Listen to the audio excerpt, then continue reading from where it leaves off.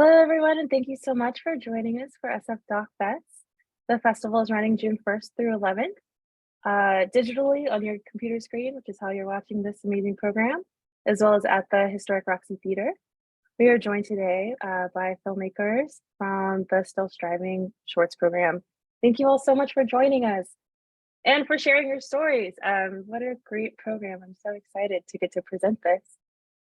Just to kick things off, I'm going to go around and ask everyone to introduce themselves and tell us their role and what film they're with. And we're going to start off with Joshua. Hi.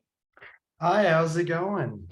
So my name's Joshua Simmons. I also go by the wrestling moniker Joshua City, and I'm here with the Undetectable Wrestler, which our main goal, Jeremy and I's goal in this was to really kind of open up the world's eyes to HIV and the stigma that still exists, because it has not been talked about in probably 20 years, and so much changes in medicine have happened. And so a lot of what we want to do is show people that fear of HIV and what it used to be is no longer relevant anymore, and people can do whatever they want and can be whatever they want.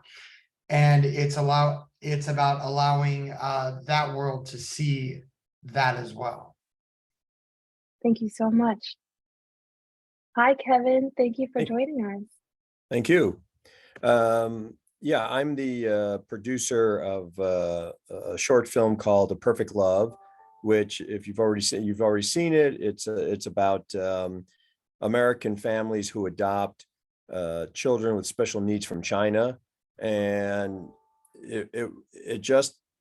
I actually wasn't getting involved with this. I was looking at a feature film to do, and I just come off another short documentary, and I want to do this feature film, and my investors came to me about this, and I'm like, no, I don't want to do this. Let's go do a feature film, and I really tried to discourage them I said, this is a lot of money. Okay, you are not going to get it paid back. Do you understand? You give me the money, I will not pay you back. This is it. We make no money on it.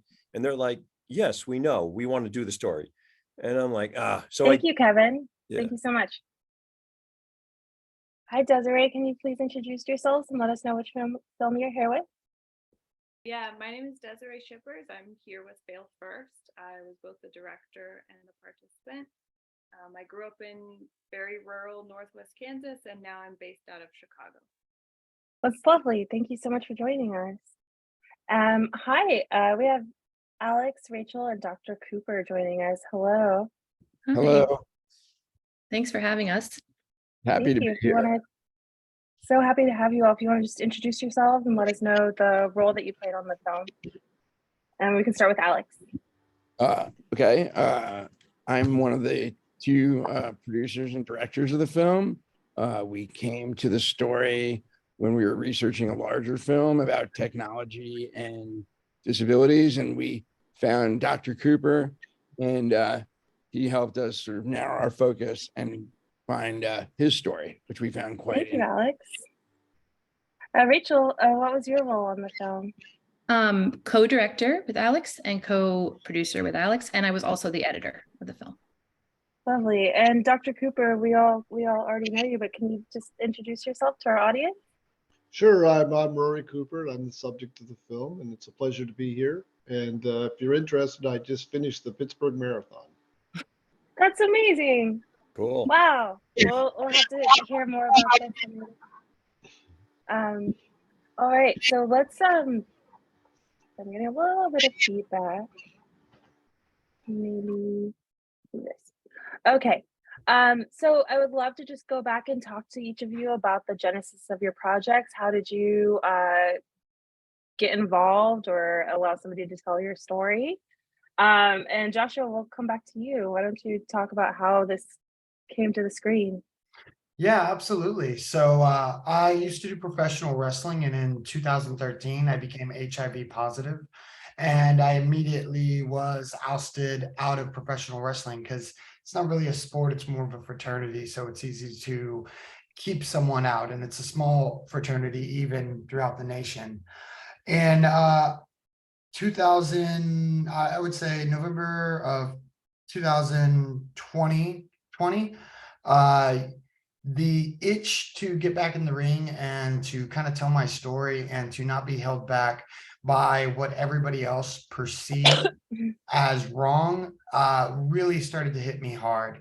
So I started reaching out to training schools to start retraining and get back out there. And I knew that if I was going to do this, I wanted to be as open and as apparent as possible. So I started sharing my story on Facebook and Instagram and just being blunt about it. And like, this is what I'm going to try to go after. I know it's going to be hard. I know I'm going to hit a lot of obstacles. That's where Jeremy Word comes in. Jeremy Word is the filmmaker on this. He saw my post on Instagram somehow, and he reached out because he was intrigued by the story.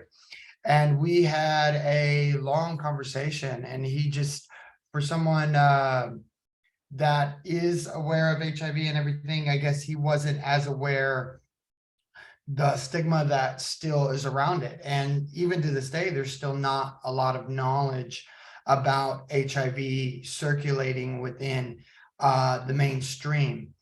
And he felt this was something we needed to make happen. And even at that time, I wasn't training. I couldn't get people to hit me back up and allow me to train, but he's was very persistent on making this story happen. He felt this is a story that needed to be told. And I absolutely agreed with him, and it really grew from there. Well, amazing. Thank you so much. I think the film definitely highlights your journey, but also I think the evolution, not only of the science, but of like public understanding of HIV and AIDS, and kind of a move towards destigmatization within that space, which I think the work that you're doing is so important in highlighting. So thank you. And also badass wrestling. Thank you. So, it's a twofer there, but thank you so much. Hi, Kevin. Yeah. Thank you again. So I think you're discussing kind of how you saw this as a feature, and there's a financial upside to features. We all know that shorts are a labor of love in many ways, but can you describe how the story was discovered and how they decided to kind of move forward with telling the story of the family and these like amazing children whose lives have been, made so much better because of the care and love that they have? Yeah, well, my investors are Chinese, and they help organizations and families who adopt children from China. And so they thought this would be a really interesting story to tell. And one of the things I didn't know about is that there are over 30,000 families in the United States that have adopted over 100,000 children from China with special needs.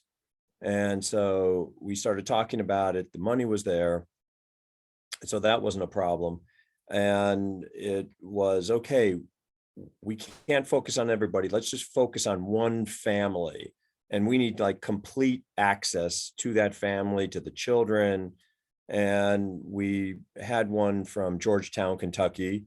And so we went out there and we interviewed him, and it took the process of about a year to get all this done. But they were great. The kids were great. You could see how they've developed. They don't let their handicaps get in the way. I mean, they're just like any other, well, now they're teenagers. So they're like any other teenagers. A couple of them just went to their prom last week. So it was just a beautiful story to tell. And we just had to tell it and get it out there. Thank you so much. It really is just so effective. You think about adoption and the trials and tribulations just involved with that, but bringing on so many children with special needs, bringing on children against a clock also just makes it so much more imperative and a beautiful and heartwarming story to get to take part of. So thank you so much. Thank you. Desiree, I'll tell you, I was rewatching your film this morning, and I have so much anxiety. Like, I don't know, like how how? Like I don't know. I am that person when I call even just FedEx. I'm screaming at the line, "Give me a human now!" And like your patience and perseverance and advocating for yourself is so wonderful. Can you just talk about what made you decide to document this and tell the story, especially in such an inventive way with your beautiful animation? Yeah, fail first kind of came out of a sense of absurdity and anger and like ridiculousness of like, I can't believe this is happening. So I feel the strong need to turn my camera on and document it. And I didn't really have plans to make it a film. I was just trying to keep the timeline of everything straight in my mind, because the film doesn't begin to encapsulate half of kind of the obstacles I had to jump through. So I just turned on my webcam and began recording. And I really, really struggled at first when I decided to make it a film, to use myself and see this footage of myself and watch myself on the editing table all day. So the animations came as a different way of seeing myself and a different way of telling the story. And they came out of a way as well as like whenever I'm on the phone and I'm on hold, I'm always drawing on my skin or on letters that are on the table and just doodling around. So that's kind of where that little character came from. And I was able to have more empathy towards that character than I could myself on screen. So that's how the kind of animation hybrid came about and how the whole story came to life. Well, it's lovely. Thank you so much. Alex, can you speak to how you discovered the work that Dr. Cooper is doing and decided to bring this into a story? Sure. We were researching stuff on Instagram, and the feed came on to my Instagram for advanced technology for people with disabilities. And we found Dr. Cooper through that feed. It was a sort of continuous thing about an event in Europe. And we reached out to Dr. Cooper and called him and said we talked to him for a few minutes and realized like that was the film, that Dr. Cooper was, that it needed to be about the human aspect of it. Technology can be fascinating, but it's really about the people behind it. And Dr. Cooper's lab is amazing and his team is amazing. And that's how we came to it. Rachel, you want to add to that? Thank you so much. And Rachel, we're going to swing back to you on our next question. Dr. Cooper, what was it like inviting filmmakers in to observe your work? Like, was there a trust building that went on? Like, how was that for you? Well, certainly, but Rachel and Alex are pretty amazing people. Besides being filmmakers, so I would say we talked. They came out. We've sort of become friends. It's been really, really great, and so they've probably seen a lot more of my life than I would open up to other people. Of course, now it's on film. Well, thank you so much for your trust and allowing this story to come to light. Okay, so let's swing back around. Joshua, I would love to talk to you about your involvement with the filmmaker as you were going out to other folks that were interviewed within the film, especially some that maybe weren't so understanding back in 2013, 14, 15, when you were first diagnosed and their reactions were not so kind or understanding, and now seem to have had a flip in their understanding of working with undetectable wrestlers. Can you just speak, like, did you know that you're going to go out to this person, or what was that process like? I know Jeremy really wanted to talk to him. He's there for me. There was a lot of tension, hurt, pain that was caused by Rudy Boy Gonzalez for doing that post on Facebook without ever reaching out or anything like that. And to see the amount of just how quickly people can villainize anything without any information, listening to people telling me doctors don't know, and just all of that. So it was one of those that I know he wanted to reach out and talk to him, and it was one that I couldn't be there. It wasn't in me to be there because of how much pain it was. To see him kind of step back and take back his words, it's that double-edged sword of, I really do appreciate it, but at the same time, man, I wish you would have done this before. I wish you wouldn't have said what you said and created the storm instead of us being able to have the conversation that wasn't there. It is awesome to see people's minds change, because that's what we're trying to do. That's what we're trying to give out to everybody, is that change in perspective of what HIV is. So well said. Thank you so much, Joshua. Kevin, can I ask what you hope that will come from this film in terms of advocacy? Do you see, as the film is coming out into the world, people having a great understanding of the importance of adoption within the space of children with needs, special needs?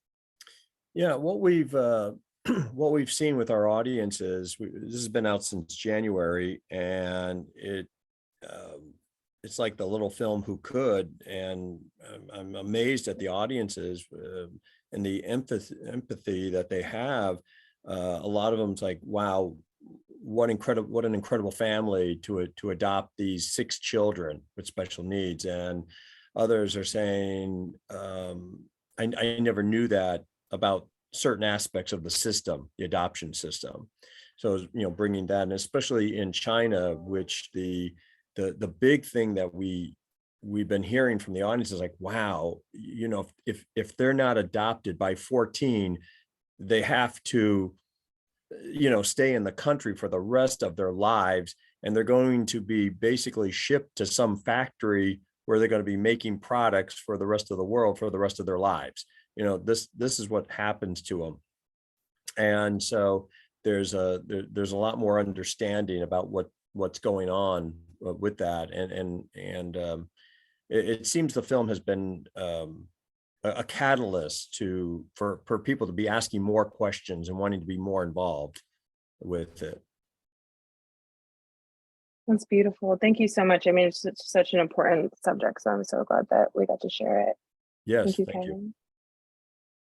Kevin. I feel like an overlying theme of so much of the program is advocacy, and helping folks to understand more about the way things are and the way things can affect change. Desiree, I mean, are you continuing as a filmmaker? Are there more stories that you want to tell? And how are you seeing people react to your story? I'm continuing as a filmmaker. I'm a documentary filmmaker here in Chicago.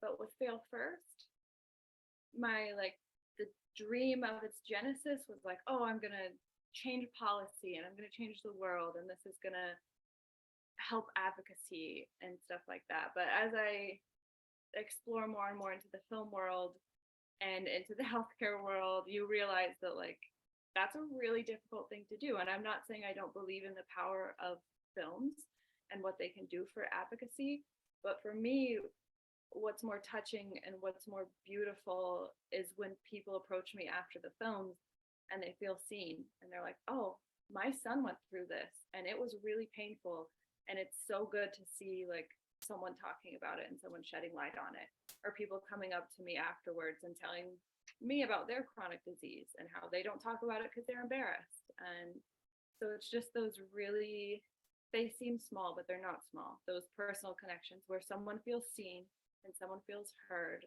And even if this film only reached 1 or 2 people in that way, I feel like it would be successful.